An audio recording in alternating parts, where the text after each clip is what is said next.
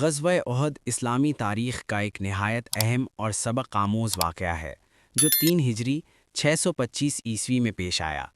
یہ جنگ مدینہ منورہ کے قریب احد نامی پہاڑ کے دامن میں لڑی گئی۔ اس جنگ میں مسلمانوں کی قیادت حضرت محمد صلی اللہ علیہ وسلم نے فرمائی، جبکہ کفار مکہ کی قیادت ابو سفیان کر رہا تھا۔ غزوہ احد کا پس منظر یہ تھا کہ غزوہ بدر میں مسلمانوں کی فتح نے کفار مکہ کو سخت صدمہ پہنچایا تھا۔ وہ اپنی شکست کا بدلہ لینا چاہتے تھے، اس لیے انہوں نے ایک بڑا لشکر تیار کیا اور مدینہ پر حملہ کرنے کے لیے روانہ ہوئے۔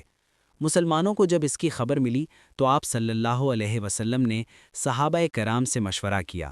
کچھ صحابہ نے مدینہ کے اندر رہ کر دفاع کرنے کی رائے دی، جبکہ نوجوان صحابہ نے شہر سے باہر نکل کر میدان میں مقابلہ کرنے کا مشورہ دیا۔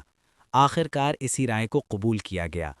مسلمانوں کی تعداد تقریباً 700 تھی، جبکہ کفار کا لشکر 3000 افراد پر مشتمل تھا۔ جنگ کے آغاز میں مسلمانوں کو برتری حاصل ہوئی اور کفار پیچھے ہٹنے لگے۔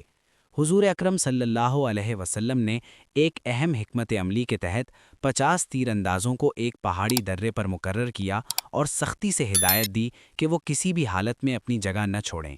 جنگ کے دوران جب مسلمانوں کو فتح نظر آئی تو ان تیر اندازوں میں سے اکثر نے یہ سمجھ کر کہ جنگ ختم ہو چکی ہے اپنی جگہ چھوڑ دی تاکہ مال غنیمت حاصل کر سکیں۔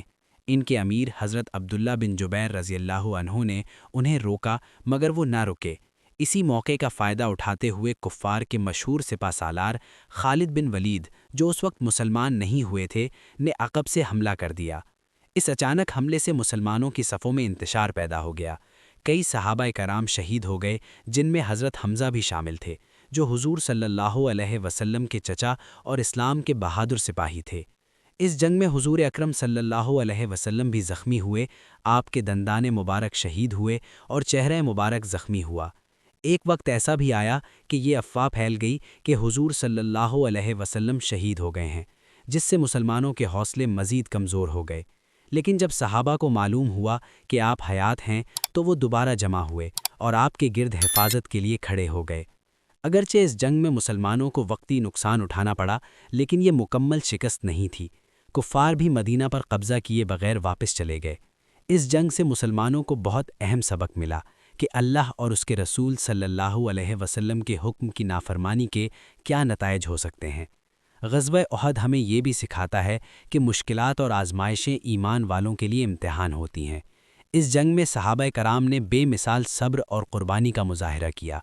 قرآن مجید میں بھی اس واقعے کا ذکر آیا ہے اور مسلمانوں کو صبر، استقامت اور اطاعت کا درس دیا گیا ہے۔ آخر میں غزوہ احد اسلامی تاریخ کا ایک اہم باب ہے جو ہمیں نظم و ضبط، اطاعت رسول صلی اللہ علیہ وسلم اور ثابت قدمی کی اہمیت سکھاتا ہے۔ یہ واقعہ ہر مسلمان کے لیے ایک سبق ہے کہ کامیابی صرف اللہ کی اطاعت اور اتحاد میں ہے۔